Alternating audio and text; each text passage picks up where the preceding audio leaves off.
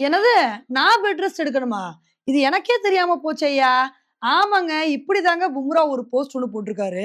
நேத்து வந்து என்ன நியூஸ் வர ஆரம்பிச்சுருச்சு அப்புட்ன்னா, "எப்பா பும்ரா சாம்பியன்ஸ் ட்ராஃபி விளையாடுறது சந்தேகம் தான்ப்பா." ஏன்னா, அவருக்கு டாக்டர்ஸ் வந்து ஒரு பெரிய அட்வைஸ் வந்து குடுத்துருக்காங்க. சாம்பியன்ஸ் ட்ராஃபிக்கு முன்னாடி பெட் ரெஸ்ட் எடுக்கணும். ஏன்னா, அவருக்கு முதுகு பிடிப்பு அதிகமா இருக்கு அப்படின்றதுக்காண்டி, அவர வந்து full and full bed rest எடுக்க சொல்லியிருக்காங்க. இதனால அவர் சாம்பியன்ஸ் ட்ராஃபி விளையாடுறது சந்தேகம் தான்னு, இது மாரி நியூஸ் வர ஆரம்பிச்சுருச்சுங்க. இத வந்து பார்த்தோனே, பும்ரா ஃபேன்ஸ் எல்லாருமே மிகப்பெரிய சோகத்துல வந்து போயிட்டாங்க. ஆனா இதுக்கு வந்து பும்ரா என்ன தெரியுமா ரிப்ளை வந்து குடுத்திருக்காரு? அவர் ஒரு போஸ்ட் ஒண்ணு போட்டிருக்காரு. ஃபேக் நியூஸ பரப்புறது எவ்வளோ ஈஸின்னு எனக்கு தெரியும். இருந்தாலும் இந்த நியூஸ படிக்கும்போது எனக்கு சிரிப்பு தான் வந்து வருது. நான் பெட் ரெஸ்ட் எடுக்கணுமா?